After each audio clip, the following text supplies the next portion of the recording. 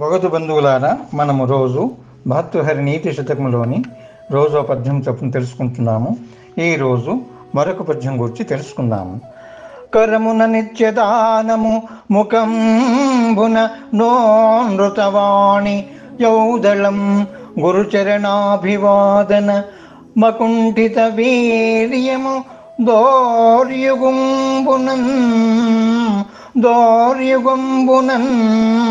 వరహృదయంబునన్ విషదవర్తన మంచిత విద్య వేణులన్ సురుచిర భూషణంబులివి శూరులకున్ సిరిలేని ఎప్పుడున్.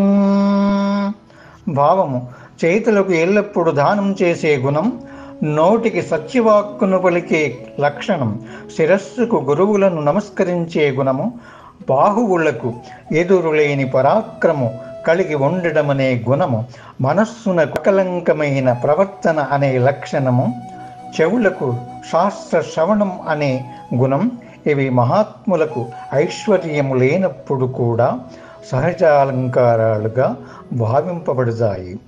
ఎంత చక్కగా వివరించారు.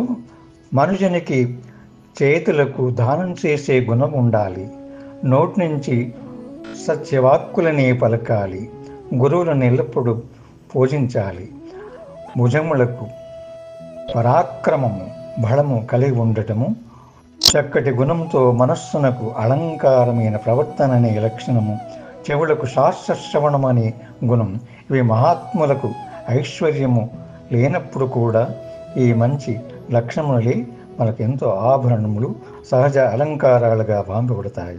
ఎంత చక్కగా వివరించారు. మరొకసారి పద్యం చదువుకుందాం.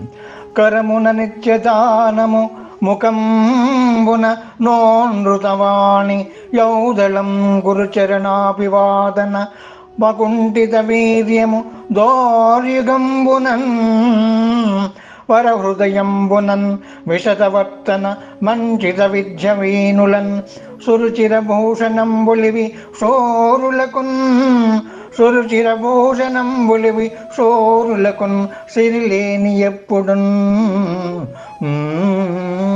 ఎంతో చక్కగా భావాన్ని తెలుస్తున్నాము. తిరిగి మరొక పద్యం ద్వారా కలుసుకున్నాము. స్వస్తి.